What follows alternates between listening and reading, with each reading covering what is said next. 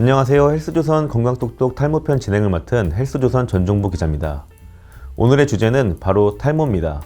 탈모에 대한 궁금증을 모두 해소하실 수 있도록 헬스조선 건강똑똑에서 준비한 탈모 백과사전 파트 1, 2를 함께 해주실 피부과 전문의 노윤우 선생님 소개합니다. 원장님 안녕하세요. 네, 안녕하십니까.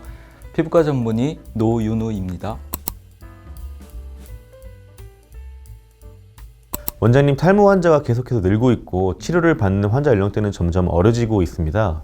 건강보험 심사평가원에 따르면 2022년 탈모 진료 환자가 24만 명을 넘어섰고 또 해마다 증가하는 추세라고 합니다. 이 탈모가 생명에 영향을 주지는 않지만 외모에 직접적인 영향을 주기 때문에 특히 젊은 분들은 자신감이 떨어지고 심하면 대인기피증, 우울증 같은 정신적인 문제를 겪기도 하는데요. 원장님, 탈모는 정복되기 어려운 질환인가요? 네, 우선 우리가 잘 알아야 할 중요한 것이 있습니다. 탈모라는 건 어떤 질환을 뜻하는 것이 아니고 모발에 생기는 문제를 통틀어서 말하는 증상이라는 겁니다. 이러한 탈모라는 증상을 일으키는 원인 질환에는 여러 가지가 있습니다. 이 증상과 원인 질환 이렇게 들으면 좀 느낌이 정확히 오지 않는데요. 혹시 좀 더 자세히 설명 드릴 수 있을까요? 증상이라는 건 환자가 불편하게 느끼는 것이고, 원인 질환이라는 건 그런 증상을 듣고 의사가 여러 가지 진찰, 검사를 통해서 원인을 찾아낸 뒤에 내리는 진단입니다. 비유해서 설명을 드리면 우리가 배가 아프면 병원을 찾아서 진료를 보게 되는데, 배가 아프다는 것은 환자가 느끼는 복통이라는 증상입니다. 의사는 그런 증상이 있는 환자를 청진하기도 하고 또는 초음파 내시경, CT, 필요하면 혈액 검사를 통해서 배가 아픈 원인을 찾아내서 진단을 하게 되는데, 진단 결과에 따라서는 그 배 아픈 원인이 위궤양일 수도 있고 맹장염, 담석증, 방광염 등 다양한 원인 질환이 있을 수 있습니다. 배가 아픈 원인이 만약에 위궤양이라고 한다면 위궤양은 그 환자의 복통이라는 증상의 원인 질환인 것입니다. 즉, 같은 복통이라고 해도 원인 질환에 따라서 치료는 다르게 진행이 되겠죠. 탈모도 마찬가지입니다. 환자는 머리가 많이 빠지거나 또는 예전보다 머리카락의 볼륨이 줄어서 비어 보인다, 이런 증상을 말하게 되는데, 이런 탈모라는 증상을 일으키는 원인 질환이 많이 있는 것입니다. 흔한 원인 질환으로는 안드로겐성 탈모증, 원형 탈모증, 휴지기 탈모증, 이런 탈모 질환들이 있습니다. 위궤양이나 담석증, 맹장염 같은 복통이라는 증상을 일으키지만 그 질환에 따라 치료가 다른 것처럼 안드로겐성 탈모증, 원형 탈모증, 휴지기 탈모증은 완전히 다른 질환이고 또 치료도 다르게 합니다. 원장님, 보통 탈모는 유전, 스트레스, 노화 이런 게 원인으로 알고 있는 분들이 많은데 이런 게 원인이 아니라는 말씀이신가요? 거의 모든 탈모는 유전과 스트레스가 연관이 있습니다. 안드로겐성 탈모증이 우리가 흔히 대머리라고 말하는 유전적인 탈모 질환인데, 또 원형 탈모증의 원인에도 유전적인 부분이 있습니다. 그런데 대머리의 유전과 원형 탈모증의 유전은 완전히 다른 유전자입니다. 예를 들어서 키가 크고 작고, 이거 유전적인 영향을 받는 거고, 피부가 희고 또 검은 것도 유전적인 영향을 받지만 키와 피부색의 유전은 서로 별개의 유전적인 요소인 것처럼 안드로겐성 탈모증과 원형 탈모증은 둘 다 유전적인 소인이 있지만 서로 다른 유전 인자에 의한 것입니다. 그렇군요. 그러면 탈모 증상을 일으키는 원인 질환은 말씀하신 그 세 종류만 있는 건가요? 네, 원형 탈모증, 또 휴지기 탈모증, 흔한 안드로겐성 탈모증, 이 세 개의 원인 질환이 가장 흔한 질환이고, 이 외에도 원인 질환은 아주 많습니다. 근데 그렇게 원인 질환이 많으면 환자분들이 좀 구분하기 어렵지 않을까요? 네, 환자분들이 이 원인 질환을 직접 모두 구분하는 것은 어렵습니다. 그렇기 때문에 탈모 증상이 있으시면 병원을 찾아와서 의사에게 정확하게 진단을 받아야 하는 겁니다. 그렇지만 환자들께서도 스스로 탈모의 원인 질환을 모두 알 수는 없어도 원인 질환 중에서 흔한 질환인 안드로겐성 탈모증, 원형 탈모증, 휴지기 탈모증 정도는 알고 있는 것이 좋습니다. 네, 알겠습니다. 그럼 이제부터는 탈모의 원인 질환에 대해서 하나씩 설명해 주시면 좋을 것 같은데, 먼저 안드로겐성 탈모증에 대해서 설명 부탁드릴게요.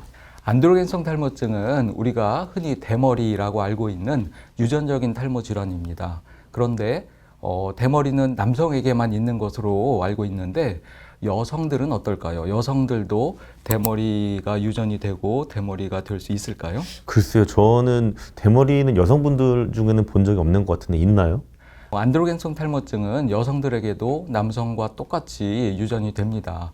그런데 여성들의 경우에는 남성과 같이 대머리 형태로 진행되는 것이 아니고 정수리 모발이 점점 가늘어져서 훤하게 보이는, 흔히 말해서 소갈머리가 없어지는 형태로 진행이 됩니다. 지하철에서 우리 서 있는 상태로 앉아 있는 분들을 보면 그 여성분들 중에 정수리 부위가 훤하게 보이는 분들이 있습니다. 이런 분들이 안드로겐성 탈모증이 있는 분들입니다. 그래서 남성들의 안드로겐성 탈모증을 남성형 탈모증이라고 부르고 여성들의 안드로겐성 탈모증을 여성형 탈모증이라고 부릅니다. 안드로겐성 탈모증은 다른 탈모 질환과는 다르게 모발이 많이 빠지는 증상보다는 모발이 가늘어지는 증상으로 진행이 되게 됩니다. 그래서 진행 초기에는 잘 모르는 경우도 있습니다. 그렇군요. 안드로겐성 탈모증이 유전이다, 뭐 한 대를 걸러서 나타난다, 이렇게 알고 있는 분들도 많은데 그것도 사실인가요, 원장님? 안드로겐성 탈모증은 상염색체 우성 패턴으로 유전이 된다고 알려져 있습니다. 이 말은 유전이 되는데 남성과 여성이 관련이 없고 또 아버지, 어머니 중 한 분만 유전인자가 있어도 아들, 딸 모두에게 유전이 된다는 것입니다. 그러니까 어머니 한 분만 유전인자가 있어도 자녀들은 아들, 딸 모두에게 유전이 될 수 있습니다. 그렇군요. 근데 예를 들어서 할아버지는 대머리신데 아버지는 대머리가 아닌 경우도 있잖아요. 네네. 선생님 말씀대로 한 분만 유전자가 있어도 아들, 딸 모두에게 유전된다는 건데 이런 경우는 유전인자 발현이 안 되는 건가요? 할아버지가 대머리시라면 아버지도 당연히 탈모 유전인자는 갖고 계실 것입니다. 유전적인 탈모 질환인 안드로겐성 탈모증은 유전인자를 통해서 탈모가 생기는 거지만 그 탈모가 언제 생기고 또 얼마나 진행을 할지는 유전만으로 결정되는 것이 아니고 후천적인 생활 습관 또는 환경에 영향을 많이 받습니다. 형제 간에도 보면 어떤 분은 탈모가 심하게 진행되어 있는데 또 어떤 분은 탈모가 거의 없는 경우도 볼 수 있습니다. 같은 부모님한테 유전인자를 받았는데도. 그래서 이런 유전적인 탈모 질환이 환경에 영향을 많이 받는다는 건 일란성 쌍둥이에서 확실하게 볼 수 있습니다. 일란성 쌍둥이는 유전자가 똑같은 사람이고 따라서 부모님한테 받은 탈모 유전인자도 똑같을 텐데 성인이 돼서 탈모가 진행될 때 보면 쌍둥이가 서로 다른 모습으로 진행되는 경우를 흔히 봅니다. 이런 차이는 나이가 들어갈수록 더 많이 나는데 이건 유전인자가 같더라도 후천적인 환경이나 조건에 따라서 탈모의 진행이 다를 수 있다는 걸 보여주는 예입니다. 좀 신기한데요, 원장님. 네. 그러면은 이런 유전적인 탈모 진행에 영향을 주는 후천적인 조건들이 좀 어떤 게 있는지, 그리고 또 이제 이런 조건들을 알아두고 미리 준비를 하면은 유전인자가 있어도 탈모를 예방할 수 있는지 그것 좀 설명 부탁드릴게요. 네, 그렇습니다. 유전적인 탈모가 빠르게 진행되는 가장 중요한 원인은 정신적인 스트레스입니다. 그래서 유전적인 탈모는 직업과도 연관이 많습니다. 정신적인 스트레스를 많이 받는 직업군에서 유전적인 탈모 질환의 비율이 높은 걸 볼 수 있는데 과거에는 은행원을 스트레스가 많은 대표 직업군으로 꼽았는데 요즘은 은행원뿐만 아니라 방송을 하는 연예인들도 탈모가 많은 직업군에 속하는 것 같습니다. 그리고 개인적인 생각으로는 스트레스만큼 중요한 생활 원인이 수면 습관인 것 같습니다. 수면 패턴이 불규칙하고 밤낮을 바꿔가면서 일을 하거나 야간에 활동을 많이 하는 사람들에게 탈모가 더 많이 나타나는 것으로 느껴집니다. 그러니까 탈모 유전인자를 받아서도 스트레스가 적은 환경을 만들고 규칙적인 생활 패턴을 유지하고 또 상식 수준에서 건강한 생활 습관을 가진다면 탈모를 최대한 늦추거나 예방할 수 있다고 볼 수 있습니다. 그렇군요. 원장님, 그러면은 안드로겐성 탈모증 치료는 어떻게 하나요? 이게 유전적인 탈모인데 계속 진행이 될 텐데 치료가 가능하긴 한가요? 네, 유전적인 탈모, 안드로겐성 탈모증도 치료가 가능합니다. 그런데 질환의 특성상 한 번에 한 가지 약물로 이 질환을 완전히 치료할 수는 없습니다. 안드로겐성 탈모증은 한 번 시작이 되면 평생에 걸쳐서 계속 진행하는 만성 질환입니다. 비슷하게 고혈압이나 당뇨병을 생각하시면 되는데 고혈압이나 당뇨병을 불치병이다, 치료할 수 없는 병이다 이렇게 얘기하지 않는 것처럼 약을 복용해서 꾸준하게 혈압을 치료하듯이 탈모도, 안드로겐성 탈모도 꾸준하게 치료하고 관리하면 탈모가 진행되지 않도록 그 진행을 늦추고 치료될 수 있습니다. 그렇군요. 고혈압, 당뇨병을 지금 예로 들어주셨는데 그럼 안드로겐성 탈모증은 어떻게 꾸준히 치료하나요? 우선 안드로겐성 탈모증은 계속해서 진행을 하는 질환이기 때문에 이 진행을 막는 경구 치료제를 꾸준히 복용하는 것이 가장 필요하고 중요합니다. 남성들의 경우에는 피나스테라이드나 두타스테라이드 같은 성분의 약을 꾸준히 복용할 경우에 탈모가 진행되는 것을 거의 90% 막을 수 있습니다. 약물을 꾸준히 복용했음에도 불구하고 탈모가 진행되는 경우도 있는데 이런 경우에는 다른 보조적인 치료를 통해서 탈모의 진행을 막을 수 있습니다. 중요한 건 약물 치료를 하면서도 꾸준히 병원 진료를 받으셔야 된다는 겁니다. 고혈압 환자가 약물 치료를 하면서 꾸준히 병원 다니면 어떨까요? 혈압도 재고 또 필요하면 검사도 받겠죠. 그런 검사를 탈모 치료할 때도 똑같이 해야 된다는 겁니다. 약물 복용하는 것만 중요한 게 아니라 복용을 하면서 자신의 머리 상태를 체크하는 게 중요합니다. 여성들의 경우는 남성들처럼 한 가지 약물로 탈모의 진행을 90% 이상 그 정도 막을 수 있는 건 없지만 그 여러 가지 약제를 환자 상태에 맞게 치료하면 남성들과 비슷하게 탈모 진행을 막을 수 있습니다.